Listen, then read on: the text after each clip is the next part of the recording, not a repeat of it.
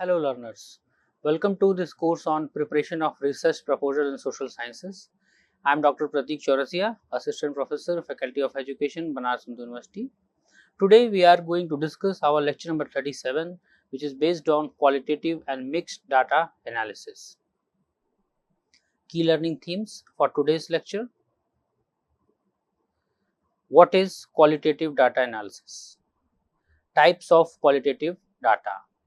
Key methods, steps and tools of qualitative data analysis. What is mixed method research? Types and integration strategies in mixed method design. Validity, trustworthiness, challenges and application, and last, example of qualitative data. So let us discuss this all one by one. As we know that in the previous lecture we have already discussed that how to define the quantitative data analysis and how to deal with that, and today we are going to discuss basic and fundamental aspects of qualitative data analysis. You can see here on the screen, qualitative data analysis involves interpreting non-numerical data, example text, interview and observation. It aims to understand meaning, experiences, pattern and social phenomena. Focuses on rich, contextual understanding rather than measurement. Iterative and often non-linear in process. One example you can see here, analyzing interview transcript of rural teachers to understand barriers in implementing ICT tools. Here, it is very important to understand that what is the basic nature of qualitative data. We have discussed many aspects of qualitative data and how it has to be dealt. And today we will discuss, and we are going to do it, that how you articulate this qualitative data analysis under the section of data analysis in your research proposal. So you can see here that whenever we are talking about qualitative data analysis, we are very strict in one sense that data should be non-numeric. It is very important that we are very strict in one sense that data should be non-numeric. Then it is termed as qualitative data. Now next question comes into the mind, that if data is non-numeric, then what will be the nature, what will be the form of data? You can see here, data will be in the form of text, data will be in the form of opinions and observations or experiences collected from interviews, from observations. Overall you can see they are in the form of a statement which reflects many attributes and traits depending upon the situation what a researcher is trying to investigate. So you can clearly see here that it aims to understand meaning, experiences, patterns and social phenomena.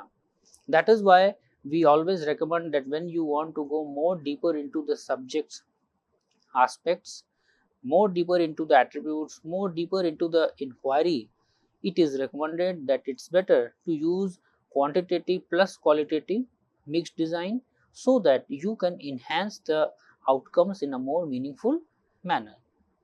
Next is, it focuses on rich contextual understanding rather than measurement. Very important that whenever you are dealing with a qualitative data, it is focused on contextual understanding.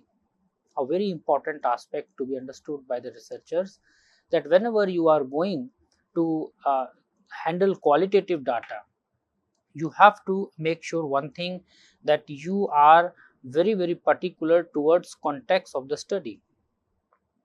The moment you are particular with the context, qualitative data gives you the scope to go for more deeper analysis rather than only measuring something. It gives the further scopes to go into the different dimensions of analysis related to some meanings, some experiences, some observation patterns, some thought, belief, whatever you are doing in your research. It gives you more flexibility, more freedom to analyze and go more closer to the subject. Example you can take here, analyzing interview transcript of rural teachers to understand barriers in implementing ICT tools. Now, let us discuss this example in a little detailed manner. Here we are actually talking about the interview. You can see here on the screen that researcher is interested to do interview of whom? Rural teachers, those who are teaching in a rural background, rural teachers, to understand what? Barriers in implementing ICT tools. What are the barriers in implementing ICT tools? We want to do inquiry with rural teachers. Definitely you are going to take an interview and you will have some certain kind of responses of each and every teacher, how much sample you are taking. So at the last you will have some responses in the form of experiences, in the form of statements, and then you are going to analyze it. So that kind of a data is called qualitative data, and analysis of qualitative data is known as qualitative data analysis. Now, types of qualitative data. Let us understand this very comprehensively, because qualitative data has a different face. It can be in a multiple aspects to you. So it is very important that you understand that which data will be the qualitative data and what are their types. You can see here on the screen. First, and a primary kind of a qualitative data is textual data, audio visual data, field notes, documentary or artifacts. Now let us discuss this textual data. What is the textual data? Data which is in the form of text message, that is termed as textual data. And from where we can get it? You can see here interview transcripts, open-ended survey response, and many other aspects are there which can yield you textual data. Audio visual data, a very clear example, video recording, audio logs, or any kind of audio video recording. Observations from classroom focus group, field notes. These field notes are very important, and in a qualitative study they play a very important role. And most of the time you do your field notes, you collect data from the field notes with the help of observation, and this can be of varied context, related to some cultural aspect, related to some social aspect, related to attentiveness, related to classroom behavior, whatever you are doing. So this kind of field notes are also called as qualitative data. Next is document or artifacts. Policy papers, lesson plan, student works, and other samples. So you can see here clearly that there are four major classification of types of qualitative data, that it is textual data, audio visual data, field notes, document, or any other kind of artifacts. Now, key method and steps and tools of qualitative data analysis. So let us see key methods: thematic analysis, content analysis, grounded theory, narrative analysis, as well as discourse analysis. Here it is very important to see and understand that whenever you are trying to define your data analysis under the section in a research proposal, you have to be very clear about what kind of data you are having, and most importantly link that and see your research design, that what kind of research design you are having.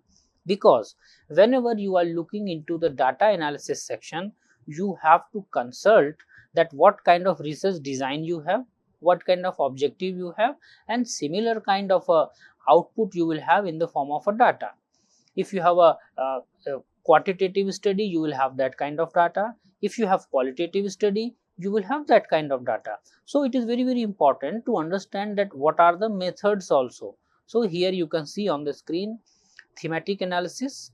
So what it does: identifying, analyzing, and reporting pattern on the basis of certain themes.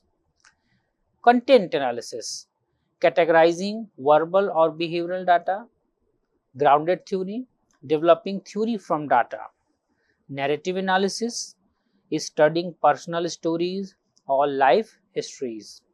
Discourse analysis is studying language in use in social context. Now, what are the steps? Let us see here. First of all, you have to familiarize with data, that what is the nature of your data. I am telling it again and again that first of all you have to understand the nature of the data, that what kind of data you have. So as a researcher, it is your prime responsibility to be familiarized with the data which you are going to obtain. Coding the data, very important. We have discussed this coding of data in a detail, how to code it, how to feed it. Take care of all the precautions what has been discussed while feeding and coding your data. Next is identifying categories or themes. Very important. You have to identify categories or theme, especially when you have qualitative data, because suppose you are collecting the data with the help of semantic analysis, then definitely you have to identify and categorize the data on the basis of certain theme which you have identified in your research. Next is reviewing and defining themes. Here's the role of the researcher becomes more important, and review of literature plays very important role here, that how you have understand the variable and different components of your research. Now when you analyze the data, you have to review and define the themes related to your requirement of the study. So this is, if you, this is the thing, if you are going to do it, it will help you especially in a qualitative data analysis. And here I will mention one more thing, that the way you do analysis of quantitative data is different, the way you do analysis of qualitative data is different. In both the cases, data handling technique is different, data coding and feeding technique is different, and consequently their analysis pattern is also different. There you use statistical test, but here you use different kinds of techniques to analyze your data, and for that purpose it is very important and suggested that review and define the themes properly. Next is interpreting and writing findings. Very important. When you are in a phase of data analysis, especially qualitative data analysis, you have to look into the interpreting aspect, you have to look into the deductive reasoning of that component, that how you deduce something out of the data, because you will have data in the form of text, you have the data in the form of statements, how to make meaningful conclusion out of it, how to infer something out of it. So for that you have to do interpreting and writing your findings. Some tools has been suggested, you can see here. NVivo, very useful for coding, visualization and different queries. Atlas.ti, content structuring and co-occurrence tools, very important. So Atlas is a very famous tool for qualitative data analysis, so it can also be utilized. And then Maxcoda, mixed data types, qual, quant and media. So these three tools are available that a researcher can utilize for qualitative data analysis. But here one suggestion is there, do not rush for any kind of a tool without understanding its output, without understanding your need. What is your need? What is requirement of your study? Choose the tool appropriately with the requirements and take suggestion from the experts, those who are using this tool, and show your research data, so that you can come to the conclusion that which tool will be appropriate for your data. And especially when you are designing your research proposal, that time you will not have the exact data, you will not have the exact data, you have a tentative plan. So you can tentatively write that on the basis of my research design, the nature of data what I feel I will obtain, and similar kind of a tool will be used as per the requirement. Please mention it in the research proposal that these tools will be used as per the need and requirements. Do not write specifically that you are only going to use NVivo. It can create problem, because you don't have actual data while you are framing your research proposal. So do accordingly. Now what is mixed method research? Let us see. It combines both qualitative and quantitative approach in a single study, and you can remember it with a hint that since it is mixed, it is mixing both means quantitative and qualitative. It integrates finding to enhance comprehensiveness and validity. Very useful and very significant that when you utilize mixed method research, it add-ons to your research. Add-ons means it gives something more, it gives enrichment to the finding, it gives enrichment to the overall research in terms of generalization, in terms of predicting, in terms of inferring and making meaningful conclusions. Particularly useful in educational and social science setting. It is very useful. Mixed method research is very useful, and now it is gaining popularity more due to its implication, especially in educational and social science settings. Because I have mentioned this many times, I am repeating it again, that in the research of social science disciplines, we used to deal with those aspects, those who are subjective in nature, highly subjective in nature. They are not objective. For example, personality, it's a subjective aspect. Belief, it's a subjective aspect. And when we do research in social sciences, we basically look into these kind of aspects and dimension. Therefore, it is suggested that if you are doing research in a field of social sciences and requirement is like that, suitability is like that, you can prefer to have mixed method research for increasing the comprehensiveness and validity of your overall research. Let us take one example here. Quantitative survey on student stress level plus qualitative interview on coping mechanism. Now here you can see, when you are talking about stress of an individual, there are multiple factors which constitutes and combines stress of an individual. There is not a single factor which gives stress. That is why stress is more difficult kind of a thing to handle in a life. So you can see here that when you are doing a research over stress of a student, you can see the things by two ways. First, you can have a questionnaire and see that what kind of stress they have, what is their feeling towards the stress, is it disturbing them more or less, you can see. And second method you can use qualitative, that is interview. You can ask that how are you feeling, if you are feeling bad, what are the issues. That may not be reflected in your questionnaire, because when you ask question with the help of a questionnaire, there is a limitation in the responses. Our subject will respond according to your question, because each and every question has their own limitations. But when you ask something to someone, they are more open to express. If you have a good rapport with the subject, they are more open to express. Even though some things which you do not require to know, they will answer you. That is why quantitative and qualitative research design, when mixed together in the form of a mixed method design, it helps to increase the comprehensiveness and validity in a more comprehensive manner. Now, types and integration strategies in mixed method design. So let us see.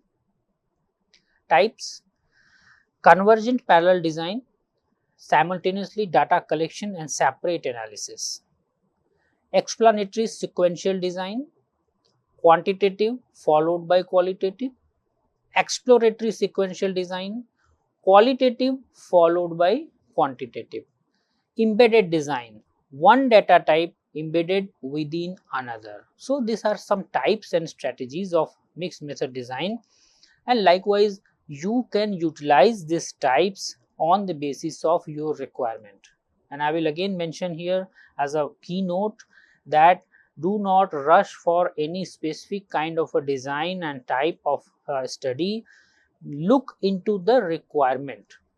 If your objective requires some certain kind of a design, mix, quantitative, qualitative, go for it. If your hypothesis is dragging you towards some particular design, go for it. But do not go and select some research design because it has been said that it is very useful or important. And I am mentioning here that research design is as useful as it is suited to research objective. It is as useful as it is suited to the demand of the study. Otherwise, it has no meaning. Now, let us see integration data. Merging data in a result section, connecting data in sequential phases, embedding one form of data into the other, and joint display for visualization, table and matrices. In a qualitative study, many a times tables and matrices plays a very important role in terms of making the things more visual, in making the things more visual as well as representing the connectedness of the data. Because in a qualitative study, in a qualitative analysis, data are closely linked with each other, very closely linked with each other. So when you display with the help of tables or matrices, they show a proper visualization. And along with that, you can merge data, connect data and embed data to make your overall data rich and ultimately making your discussion and findings rich. Now, next is validity, trustworthiness, challenges and application. Let us see here. You can see on the screen validity and trustworthiness. Qualitative research credibility, transferability is more as compared to any other forms of research. Its dependability is high, its conformability is high. And let us discuss it with the help of one example, that how qualitative researches have more credibility, more transferability. Let us take the same example which we have discussed 2 slides ago, that we are going to do research over student stress. Now, just take a time and think over this research topic, that whenever you are going to look into the stress of an individual, if you talk to somebody that are you stressed, most of the time answer will be no. If you see an individual, you can realize that yes, some stress is there. This is very natural, and in a social science research, natural instinct of human being is very important, because here it is not like a mechanical kind of a thing, that what you say, sometime what you say you don't feel, sometime what you feel you don't say. That is the thing, we do a deeper inquiry of these aspects of the subject, and you can consider this in a case of a stress also.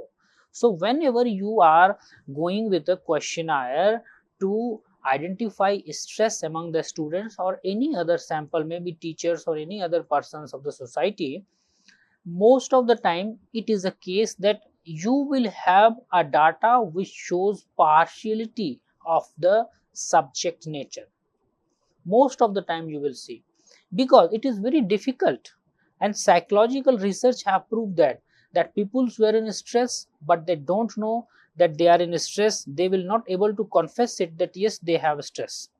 So when you are dealing with this kind of research, the need and requirements of qualitative research is more and more significant, because the moment you talk to somebody that how are you okay, you will have a varied kind of response. But when you ask somebody with the help of a questionnaire or any kind of a test, there is a more chance that data will not be exact what you are looking for. It does not mean that data is false, but whatever data you are having may not be that data which you are looking for. So it is best to use a qualitative method, qualitative techniques that I will utilize, and I will know the interview schedule, and with the help of that I will interview to the person and talk about regarding stress. So ultimately you can see, when you do like this, credibility, dependability, transferability and conformability of the research increases, and that is what here with qualitative research. Next is mixed method design. Triangulation is there, complementarity is there, development and expansion is there. So you can see how, if you are using qualitative and quantitative research together, because both the kind of research have their own strength and weakness, and the moment you club together, they coordinate with each other and become more powerful, more productive in terms of mixed method research. Challenges. Now let us see some challenges also, that what kind of challenges we have with mixed method research. Volume and complexity of data. This is very important. See, when you are having quantitative data, your approach for handling the data will be different. We have already discussed. When you have qualitative data, your approach for handling qualitative data will also be different. But at the same time, when you mix these two kind of data together, definitely you have to mix your two types of approach together, that you have to handling quantitative as well as qualitative data simultaneously, and ultimately it will increase the volume because you will have more data, and complexity also. Researcher bias and subjectivity.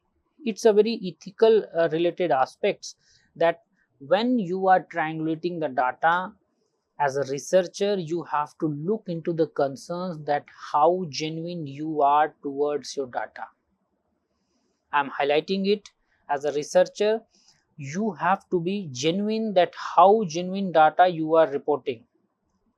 You are looking into the errors, that how I can minimize it, so that biasness should not be there.